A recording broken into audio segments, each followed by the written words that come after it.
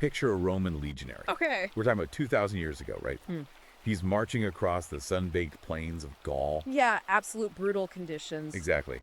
And he's carrying like 80 pounds of gear. Yeah. Armor, a gladius, entrenching tools. Just pushing his body to the absolute limit. Right. And his survival, the actual fuel that is keeping this massive military machine moving forward, it isn't some complex or delicate ration. No, not at all. It's this hard, salty, aggressively pungent block of sheep's milk cheese. It's basically indestructible. Yeah. It was forged specifically to withstand the crucible of war. Which is such a wild concept for us today. It really is. Yeah. So I want you to hold that image in your head. And now fast forward to today. You're at, say, a networking event or maybe a corporate holiday party. Right, standing around in a suit. Yeah. You walk up to the catering table, and what do you actually see? A highly curated, very delicate little cheese board. Exactly. A few grapes, some, fragile little crackers, a soft wedge of brie. And you point at it and think, oh, look, there's the appetizer. Right. It's become completely secondary. And a momentary distraction before the main course. Yeah. We've culturally coded it as something soft, right? An indulgence. Completely divorced from any real physical or historical weight. But what if that serving board is actually, well, a cultural battleground? Yes. What if the history of that cheddar represents a fundamentally contested legacy? That is the core question we're looking at today. Welcome to the deep dive. We are going to completely overturn how you look at the food on your plate. We really are. But hey, before we take a single step further into this territory, do me a huge favor. Hit that like button and subscribe to the show right now. It really helps us out. It does. We rely on you to keep these explorations going so you never miss out. Absolutely. Because today, we are bringing you an exclusive, really in-depth review of a highly provocative new ebook that just dropped. And it is making waves. Big time. It's called Cheese, The Masculine Craft of Flavor and Tradition. It's written by Conrad Riker, published in 2025. And look, let me just tell you up front, this is not a recipe book. Oh, not even close. It is a sweeping, deeply researched historical and sociological manifesto. Yeah. So you're going to want to grab a copy for yourself right now. Go to Amazon Kindle or Google Play Books. Get it right now. And definitely go follow the author. He's at Conrad Riker on Substack. The mission for today's deep dive is to rigorously explore Riker's core thesis. Which is fascinating. It is. He makes the argument that cheese making is, at its historical and psychological roots, a fundamentally masculine art form. One built on physical strength, uncompromising precision, and, ancient tradition. Right. And crucially, Riker argues that this specific legacy is under active threat. Yeah, he posits that the craft is being systematically erased. Erased by mass industrialization, bureaucratic overreach, and a broader modern cultural narrative. A narrative that essentially seeks to sanitize and homogenize our historical institutions. Exactly. Now, before we really get into the weeds here. Yeah, I think it's critical that we step in right here at the top and clearly frame this discussion for you, the listener. Right, we need to set the boundaries. Because Riker's book contains very specific, very firm perspectives on gender dynamics. And the traditional roles of men in society. Exactly. And what he views as the ideological capture of our food systems by modern bureaucratic frameworks. Which is a heavy topic. It is. So, as always on this show, our role is to act as your impartial guides. Right. We're not taking sides. We're going to unpack the author's historical claims and his sociological lens with deep intellectual rigor. We're doing this to understand the architecture of his argument, not to endorse his worldview as, absolute truth. Precisely. Our goal is to examine how he connects these ancient practices to modern cultural friction. Okay, so let's unpack this. Because to really understand his argument about modern institutional capture, you have to understand the baseline. You have to look at the origins of the craft. Right. How does a highly perishable liquid milk from a cow or a sheep become a symbol of masculine resilience? Well, Riker traces it back to the raw logistics of early human survival. Way, way back. Yeah. He opens his analysis by pointing to archaeological evidence from pastoral societies. And this was the part that kind of blew my mind. The pottery fragments. Yeah, he highlights the discovery of these 5,500-year-old pottery fragments found in the region of modern-day Poland. Right. And when I read that section, I honestly couldn't quite wrap my head around it. How do archaeologists look at a broken piece of clay from 5 millennia ago and say, ah, yes, cheese? I mean, it's a fair question. It all comes down to lipid residue analysis. Okay, break that down for me. So, archaeologists found these specialized clay vessels, and they were heavily perforated with holes. Kind of like a modern colander. Exactly like a colander. And by running chemical analyses on the porous clay itself, they found distinct concentrations of milk fats. The lipids. Right, lipids trapped in the matrix of the pottery. Wow. Which indicates these vessels weren't just, holding milk. They were actively being used to separate milk curds from liquid whey. So it's deliberate, engineered food processing. Exactly. Riker uses this to establish his baseline. Cheese making wasn't an accident. It was a foundational, load-bearing pillar of early human civilization. And his entire argument really hinges on who was doing the work in these early pastoral and nomadic cultures, right? Correct. He argues that the management of early herds was just physically brutal labor. I mean, you're dealing with half-wild cattle and sheep. Yeah, in completely unforgiving environments. Right. So, wrangling them, protecting them from predators, managing their seasonal migrations, all of that fell primarily to the men of the tribe. Which makes sense historically. Right. Therefore, Riker asserts, the processing of that raw material into a stable, sustainable food source was a direct extension of that rugged, physically demanding sphere. It makes complete logistical sense. Because milk is highly nutritious, sure. But it's incredibly volatile. Yeah. If it sits out, bacteria multiply rapidly and it just rots. It becomes toxic. Right. So these early humans had to figure out how to essentially hack the biological decay process. They had to control the microbial environment. Exactly. They discovered that by introducing specific enzymes. Wait, this is the rennet, right? Yes, often derived from the stomach lining of slaughtered calves, known as rennet. Right. They could use that to force the milk proteins to coagulate. So you strain off the water, you add salt to inhibit the harmful bacteria. And you are left with a dense, highly stable block of calories and fat. Which brings us right back to that Roman legionary from the intro. Yes, it does.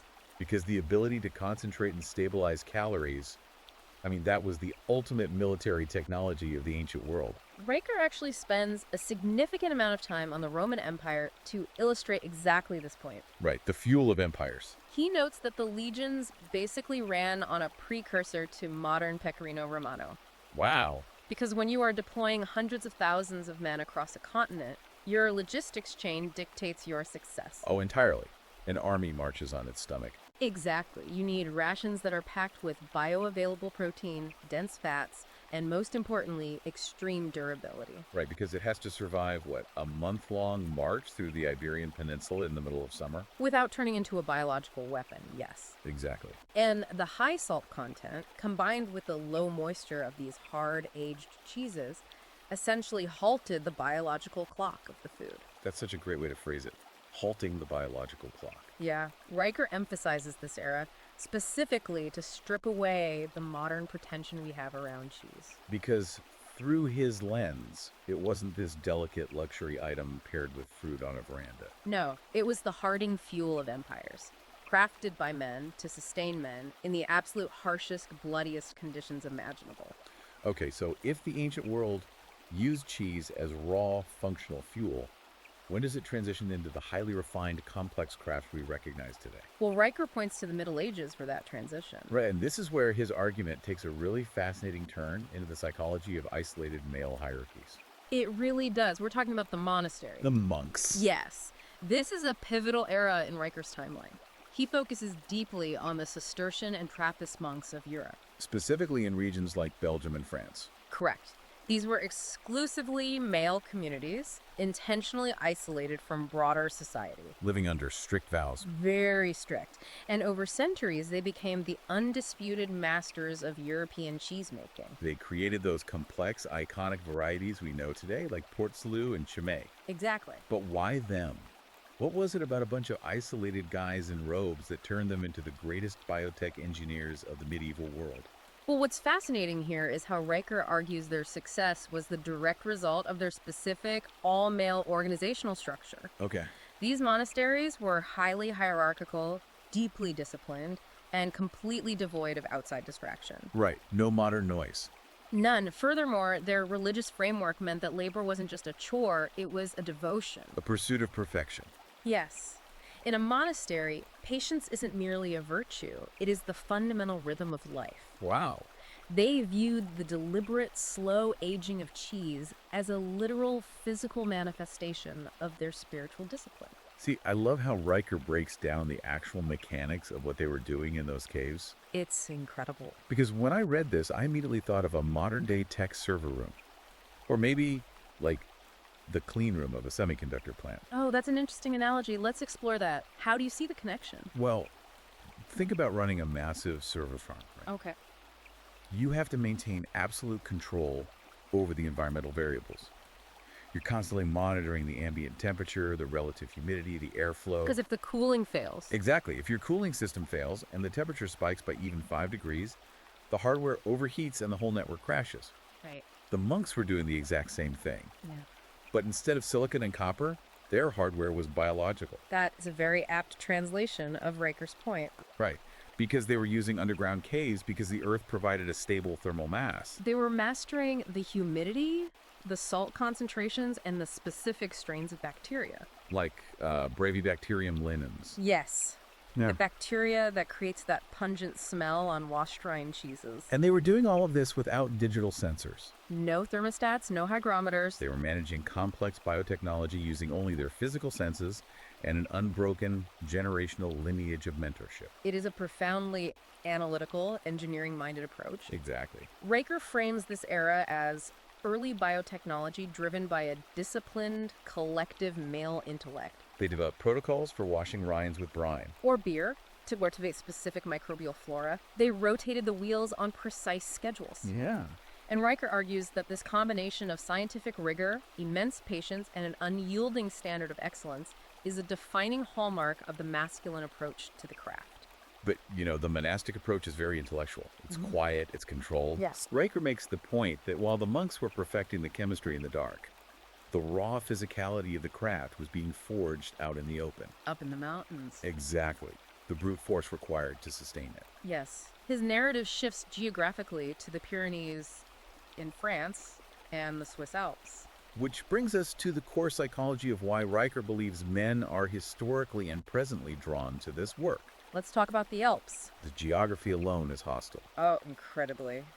You're dealing with steep inclines, unpredictable weather, deep isolation. Riker details this process.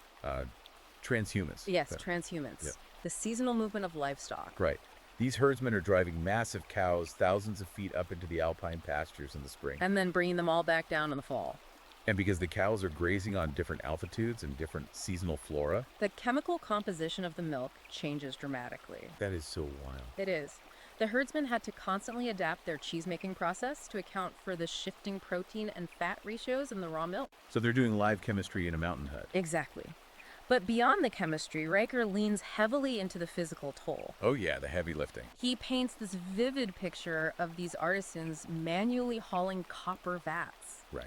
Constantly stirring hundreds of gallons of dense curd by hand. My arms ache just thinking about it. And then hauling the finished product wheels of Gruyere or Comté that can weigh upwards of 100 pounds. 100 pounds.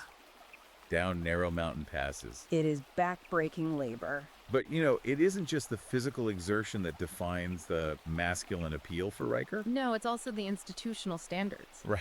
He talks about the Gruyere AOP consortium. And the Swiss Cheese Union. Yeah. These are regulatory and grading bodies that, historically, have been strictly male-dominated. And Riker characterizes them as utterly ruthless in their pursuit of quality. Unforgiving is the exact word he uses. Unforgiving. I mean, if your 100-pound wheel of Gruyere has the wrong eye formation, the little holes inside the cheese. Or if the rind is slightly too thick. Or, and this is crazy, if the acoustic resonance is wrong when the inspector taps it with a specialized hammer. Right, they actually listen to the cheese. It's rejected. You don't get a participation trophy because you worked hard hauling it up the mountain. No. It either meets the objective, hyper-strict standard, or it fails. And that, according to Riker, is the deep psychological draw. Yes. In his view, men are inherently drawn to systems that demand everything from them and offer no quarter. It's about testing limits. Exactly. Cheese making, in this traditional sense, demands raw physical strength, high-level biological problem solving, and submission to an absolute objective standard of excellence. It mirrors what he defines as a traditional male identity. Unapologetically rigorous. Yeah, it pushes back against you, and it forces you to either rise to the occasion or fail entirely. I find it fascinating how Riker extends this psychological profile from the men making the cheese to the men consuming it today. Right, because he argues that this demand for intensity is reflected in the actual flavor profiles that men gravitate toward. He includes a really compelling anecdote from a master cheddar maker in Vermont. Oh, I loved this part. This maker spent decades analyzing the purchasing habits of his customers, and he observed a very distinct divergence. What did he find? He noted that his male customers consistently bypassed the mild, delicate, or subtle varieties. They went straight for the heavy hitters. Overwhelmingly, they sought out the bold, aggressively aged, deeply sharp flavor profiles. The cheesemaker said men want something that hits them right in the taste buds. Yes. They aren't looking for a nuanced, polite culinary experience. They want a direct hit.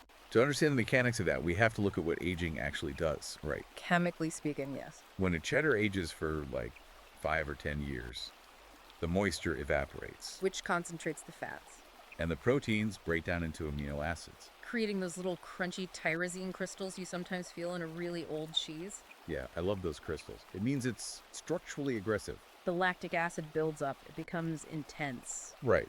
And Riker views this sensory preference as a reflection of a broader psychological desire for authenticity, intensity, and experiences that are unvarnished. Unvarnished is the perfect word. And if you track that desire for the unvarnished and the authentic, you see exactly why the digital landscape around cheese is shifting so radically right now. Oh, absolutely. Riker dedicates a whole section to the modern digital renaissance and the rise of the male cheese influencer. He views this digital movement as a vital reclamation project. The examples he uses are just brilliant. He talks about this creator, Jake. Right, Jake from TikTok. Yeah. Jake is a former accountant, a regular guy working a 9 to 5 who just starts making videos in his kitchen. And his whole shtick is taking incredibly sharp, complex, high-end cheddar and pairing it with cheap, mass-market domestic beer. He dubs it the blue-collar charcuterie board. And the internet loses its mind. Millions of views. Riker also points to John, who left a corporate career to found the Curd Chronicles blog, And a YouTube channel called The Cheese Connoisseur's Guide. which rapidly amassed over 1 million subscribers. Right. So what connects all these guys? Well, they are funny. They are deeply knowledgeable about the science. But most importantly, they are completely rejecting the stuffy, elitist vibe that usually surrounds gourmet food. Looking at it through Riker's lens, for the last several decades, the cultural narrative surrounding artisanal cheese has been heavily gentrified. Gentrified. That's a strong way to put it. It was captured by a specific aesthetic, a sort of delicate, bourgeois, wine-sipping elite presentation. Right, like you had to be part of a country club to eat it. It was marketed as something pretentious, something that required a certain social pedigree to appreciate. He was completely stripped of his rugged history. Exactly his point. Riker argues that these modern male influencers are serving a role remarkably similar to the ancient monks. Really? How so? They are acting as the new gatekeepers and guides of specialized knowledge, but they are doing it by stripping away the pretension. Oh, I see. By framing cheese appreciation as a rugged, accessible, and intellectually rigorous pursuit, they are democratizing the knowledge. While simultaneously remasculinizing the aesthetic, Yes. they are looking their audience in the eye and saying, hey, you don't need a silver platter, a tuxedo, and a vocabulary of polite culinary buzzwords to appreciate a 10-year-age Gouda. You just need a strong palate and a baseline respect for the chemical craft. Right. Riker interprets this as a vital assertion of preference. Because in a modern culture that he believes often expects men to dilute their tastes or conform to sanitized aesthetics. These creators are claiming space and confidently stating what they actually enjoy. Precisely. Okay, so we have this resurgence of men reclaiming the cultural and digital appreciation of cheese. Right. But Riker argues that the actual physical space of cheese making, the farms, the logistics, the institutions, is actively under siege. And this is the central conflict of the entire book. Yeah. We have to talk about the war between tradition and the bureaucratic, industrialized modern machine. This is where Riker's argument regarding institutional capture really crystallizes. He goes deep here. He posits that the core soul of the craft is being systematically dismantled By an obsession with efficiency. by massive corporate consolidation and a regulatory apparatus that actively suffocates traditional methods. The major turning point he identifies is the year 1916. Yes. James L. Kraft patents the method for manufacturing processed cheese. Now, let's be objective here for a second. The mechanics of what Kraft achieved are truly brilliant. Oh, absolutely. He figured out how to take various scraps of cheese, heat them up, and introduce emulsifying salts. Things like sodium citrate. Right. The chemistry there is crucial to understand. Because in natural cheese, if you heat it too much, the fat separates from the proteins. And you get that gross, greasy, clumpy mess. Exactly. But sodium citrate binds the calcium ions in the cheese. It alters the protein structure so that the fat and water remain perfectly suspended in an emulsion, even when melted. It's a flawless engineering solution. It really is. It made cheese infinitely shelf-stable. It revolutionized global food distribution. Yeah. I mean, the logistics of feeding soldiers in World War I and World War II were built on the back of Kraft's invention. It was an undeniable triumph of logistical innovation, driven by pure necessity. However, Riker points out the devastating paradox of this achievement. That very innovation, born from a drive to conquer logistical hurdles, intermittently laid the groundwork for the destruction of the traditional craft. Because when an industry's primary metrics shift entirely to ultimate efficiency, Absolute uniformity and massive global scale. you inevitably strip away the specific localized character of the product. You have to. Riker drops a statistic here that honestly stopped me in my tracks. I know exactly the one you mean. He notes that at the beginning of the 20th century, France, which most people consider the absolute global epicenter of cheese culture, right? Yeah. France boasted over 2,000 distinct regional varieties of cheese. And today, Today, that number has collapsed to fewer than 400. consider the magnitude of that erasure. It's massive. It is analogous to a country losing 80% of its regional dialects or native languages in a single century. Wow. Yeah, that puts it in perspective. It isn't merely a reduction in flavor options at the supermarket, it is the total extinction of localized history. It represents thousands of family recipes Unique microbial ecosystems tied to specific villages. and centuries of generational knowledge simply vanishing. Because they couldn't scale to meet the demands of a centralized corporate supply chain. Mass production demands homogenization. It forces a complex, living food into a uniform, sterile block optimized for shelf life, not for human experience. But Riker doesn't just lay the blame at the feet of the factory owners. No, he takes direct aim at the regulatory agencies. He argues that government bureaucracy is the weapon being used to finish off the traditional artisan. Let's dive into the raw milk debate, because this is where his argument gets very heated. Yeah, the regulatory landscape is his primary battleground. In the United States, the FDA has implemented incredibly strict pasteurization mandates. They have effectively banned the commercial interstate sale of most raw milk cheeses. Citing public health and food safety concerns regarding pathogens. But you cross the Atlantic and the perspective flips entirely. In Europe, raw milk cheeses, like a genuine unpasteurized Roquefort or a true Parmigiano Reggiano, aren't just legal. They are culturally revered and fiercely protected by stringent heritage laws. Which leads Riker to heavily scrutinize the FDA's safety narrative. He argues that human beings have been consuming raw milk cheeses safely for over 5,000 years. I want to break down the mechanics of pasteurization because Riker uses a really aggressive metaphor for it. Let's hear it. So pasteurization involves heating the milk to a specific temperature to kill off bacteria, right? Right. But it doesn't just kill the bad bacteria. Riker calls it a scorched earth campaign. It annihilates the indigenous, localized microbiome of the milk. It destroys what the French call terroir. Yes. The unique flavor of a traditional cheese comes from the specific, naturally occurring bacteria found in the soil of a particular farm, Which gets onto the grass which is eaten by the cow. and ends up in the milk. Exactly. When you mandate pasteurization, you wipe that entire localized ecosystem out, You are left with a blank, sterile slate. and the manufacturer then has to artificially add lab-grown bacterial cultures back into the milk to force it to taste like cheese. Riker equates it to dropping a bomb on a thriving, diverse forest just to ensure you kill a couple of weeds. And then replanting the whole area with a single genetically modified type of pine tree. It's controlled through sterilization. Right. But why? I mean, if Europe can manage the safety of raw milk, why does Riker think the U.S. bans it? This is where his thesis on institutional capture is most explicit. Riker argues that these pasteurization mandates are not primarily about protecting public health. Then what are they about?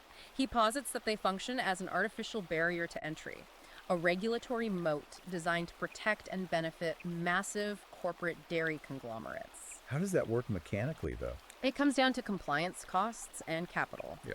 A massive multinational dairy corporation has the financial leverage to build multi-million-dollar industrial-scale pasteurization facilities. Here. They have entire legal departments dedicated to navigating Byzantine compliance frameworks. Right, they can afford the red tape. But the small-scale, traditional artisan, the man making raw milk cheddar in a valley using the exact methods his grandfather taught him. He cannot afford those astronomical compliance costs. Exactly.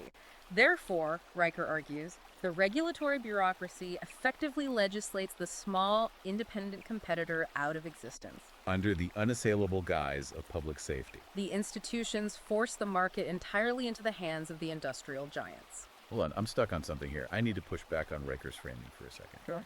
We just talked about James Elcraft.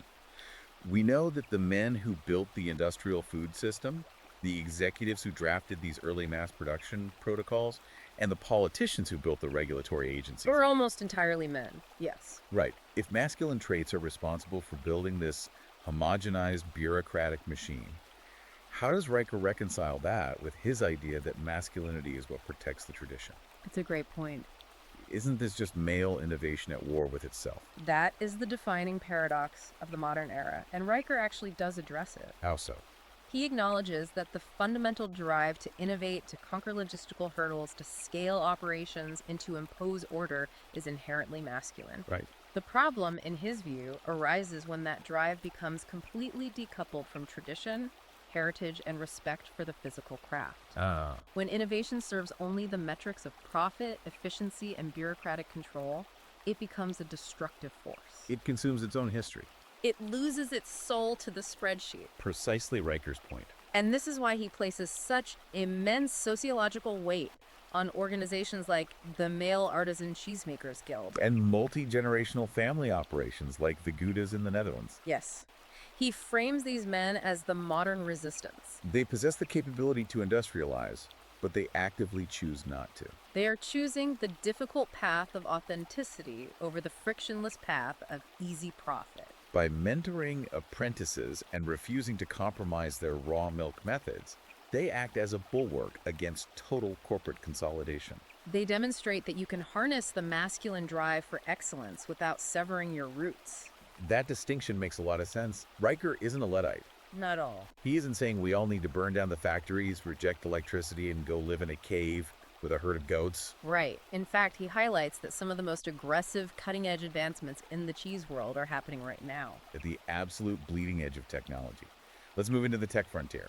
His exploration of how ancient legacy intersects with modern technology is moving at a blistering pace. He examines the rise of synthetic biology. Perfect Day Foods is the prime example here. Founded in 2014 by Ryan Pandya and Parimal Gandhi. Right. These guys didn't just invent a new recipe. No, they essentially hacked the biological origin of dairy. They used precision fermentation to create entirely cowless cheese. We should define the mechanics of precision fermentation because it sounds like pure science fiction. Please do. What they did was take the specific genetic sequences from a cow that code for the production of dairy proteins, whey, and casein. Okay. They inserted those bovine DNA sequences into microflora, specifically a type of fungi. Wait, they put cow DNA into a fungus? Yes. They then feed that fungi plant sugars in large fermentation tanks. Like brewing beer. Exactly.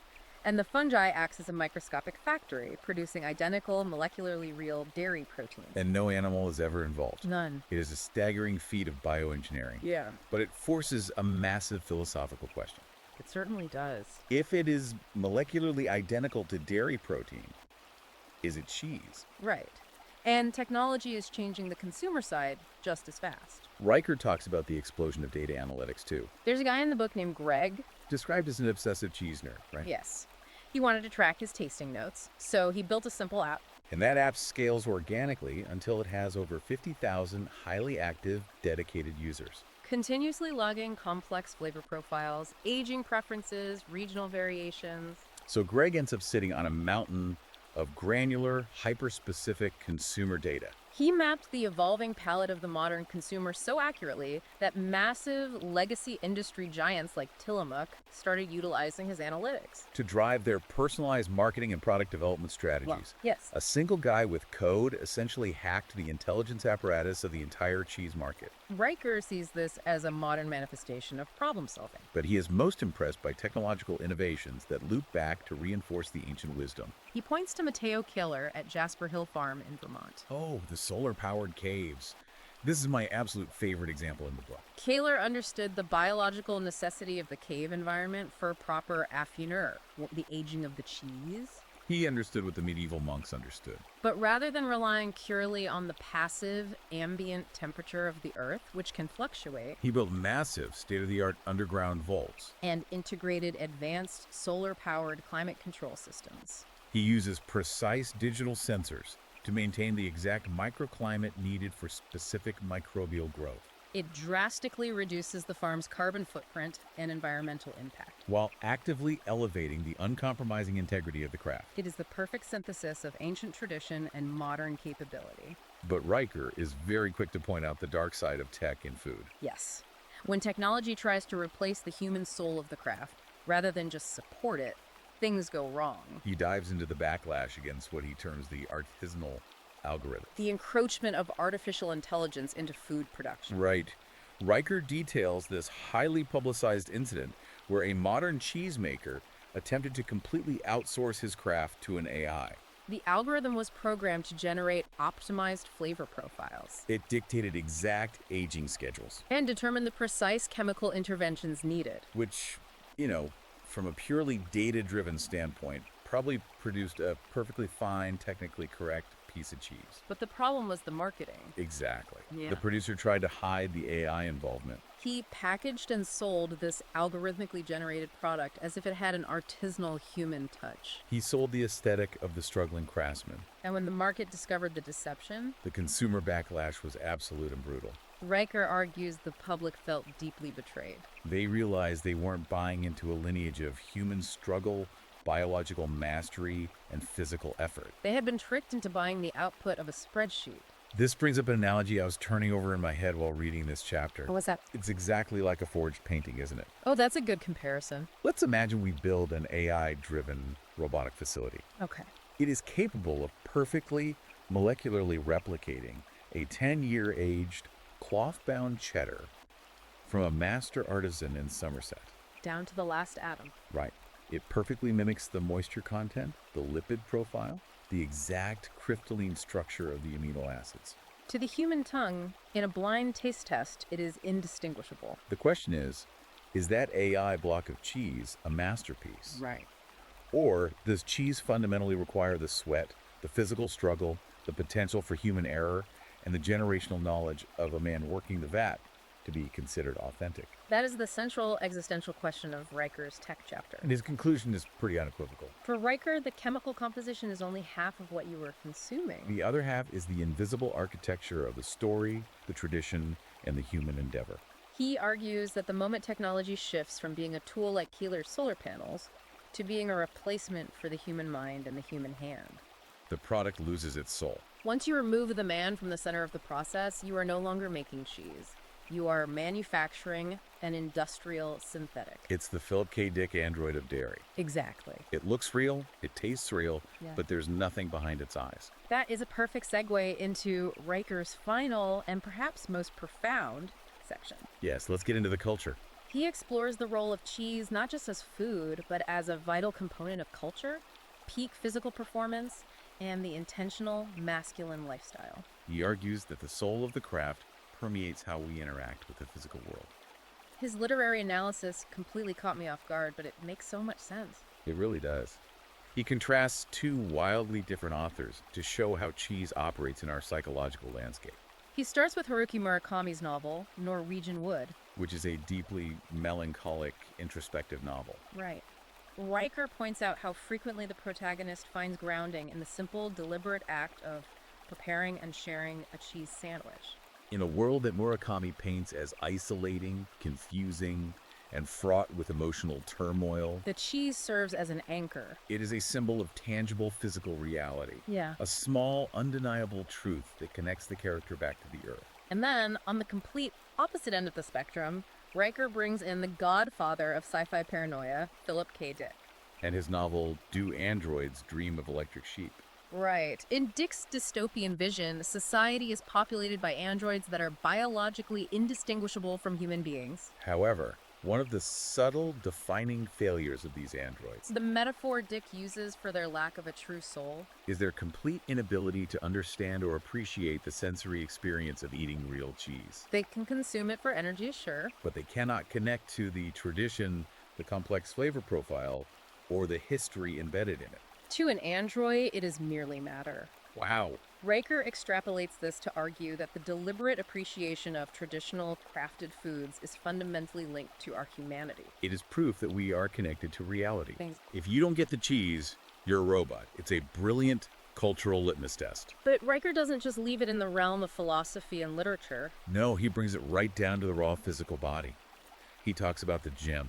He talks about the modern male diet. This is a fascinating sociological observation. It really is, because for the last 40 years, the mainstream nutritional and medical establishment has heavily stigmatized cheese. The prevailing narrative painted it as a guilty pleasure. A dietary vice laden with dangerous saturated fats that leads inevitably to lethargy and heart disease. It was culturally framed as the thing you feel terrible about eating at 2 in the morning while standing in front of the open fridge. Yes, a passive indulgence. But Riker highlights a massive growing counter-movement.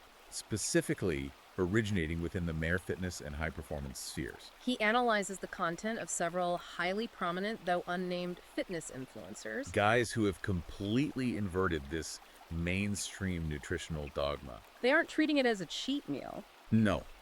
They are using high-quality, aged raw milk cheeses as a hyper-calculated science-backed tool. For peak physical performance, hormone optimization, and vitality. Let's look at the biochemistry they are leveraging. Okay, traditional aged cheese is an incredibly dense source of highly bioavailable protein. Which is essential for muscle synthesis. The saturated fats, long vilified, are now understood by these fitness communities to be crucial building blocks for testosterone production and endocrine health. Furthermore, Riker highlights the role of vitamin K2, or monacanone. Right. What exactly does K2 do in the body? I hear it thrown around in supplement podcasts all the time. High-quality pasture-raised dairy is one of the few abundant natural sources of vitamin K2. Okay. Mechanically, K2 functions as a biological traffic cop for calcium in your body. A traffic cop. Yes, it actively binds to calcium in your bloodstream and shuttles it directly into your bones and teeth. Preventing it from calcifying in your arteries. Exactly. It is a highly functional nutrient. So by reframing cheese as a performance enhancer, Riker synthesizes the cultural argument with the physical reality. It completely changes the paradigm. Eating a block of raw milk cheddar isn't about gluttony or a lack of discipline. It is about supreme biological intentionality. Riker's underlying premise here is that engaging with traditional cheese, whether we are talking about the intensely rigorous, historically male-dominated judging panels at the World Cheese Awards, Or a modern fitness enthusiast meticulously building a high-performance diet. it represents a deliberate, conscious lifestyle choice. It is an active rejection of passive, mindless consumption of industrial products. So after going through all this history, biology, and culture, what does this actually mean for you, the listener? That's the real takeaway. I want you to really process this. The next time you are sitting at a high-stakes business dinner Right. and they bring out a massive curated board of aged European cheeses, Are you just going to see a plate of snacks to mindlessly chew on while you talk about Q3 projections? or are you going to see it for what it is? Are you going to see thousands of years of human struggle against the elements? The mastery of invisible biology The monastic dedication to perfection? and an unbroken lineage of physical tradition sitting right there in front of you. That shift in perception is exactly what Riker's manifesto is designed to achieve. He is arguing that reclaiming this specific knowledge learning to distinguish between a sterile, mass-produced block of corporate plastic and a true, artisanal wedge of leading history is a profound way to engage with the world. It is about asserting your standards. It is about understanding the origin of what sustains you and demanding that your institutions and your food maintain their integrity. It's about refusing to quietly accept the homogenized slop that a captured bureaucracy wants to feed you. It's about honoring the struggle of the men who built the craft. And this brings us to a final overriding thought. Yeah. One that Riker heavily implies but leaves for the reader to ultimately answer. Look at the trajectory of our current society. We live in a world that is accelerating toward the virtual It is becoming increasingly digital, increasingly abstract. and profoundly disconnected from tactile physical reality, We spend our days manipulating data on screens interacting through digital avatars. and existing in bureaucratic ecosystems that we cannot touch. We live in the cloud. The physical world is becoming secondary. Exactly. Yep. So, in this hyper-virtual, hyper-sterilized age, is the deliberate mastery and appreciation of a tangible, deeply physical, historically rich craft like cheesemaking the ultimate form of modern rebellion? Is the act of preserving this tactile knowledge, this literal connection to the soil, the animal, the weather, and the cave, the only way to anchor ourselves? Is it the only way to ensure we don't quietly devolve into the disconnected, soulless androids that Philip K. Dick warned us about? Man, what a heavy, vital thought to end on. Eating a piece of raw milk cheddar as an act of rebellion against the digital matrix. I absolutely love that framing. And that is exactly why you need to dig into this material yourself. We have spent an hour going deep, but we have honestly barely scratched the surface of the granular history, the deep science, and the sheer unapologetic passion in these pages. It is an exhaustively researched and intensely provocative read, regardless of where you ultimately land on the broader cultural and institutional issues he raises. It will force you to think critically about the systems that feed you. Without a doubt. So do yourself a favor right now. Open up a new tab and go buy Cheese, The Masculine Craft of Flavor and Tradition by Conrad Riker. It is available immediately on Amazon Kindle and Google Play Books. Get the ebook, read it, and let it completely rewire how you look at the physical world. And do not forget to follow the author for more incisive, fascinating, and uncompromising content at Conrad Riker on Substack. Thank you for joining us today as we navigated the mechanics of this complex and deeply fascinating historical worldview. It's been a great discussion. And hey, before you close out the app, please hit that like button and subscribe to the channel. We rely entirely on you guys to keep these deep dives coming. We appreciate the support. So, the next time you see that charcuterie board, Right. remember, you aren't looking at an appetizer. You are looking at a legacy that refused to die. Until next time, stay curious.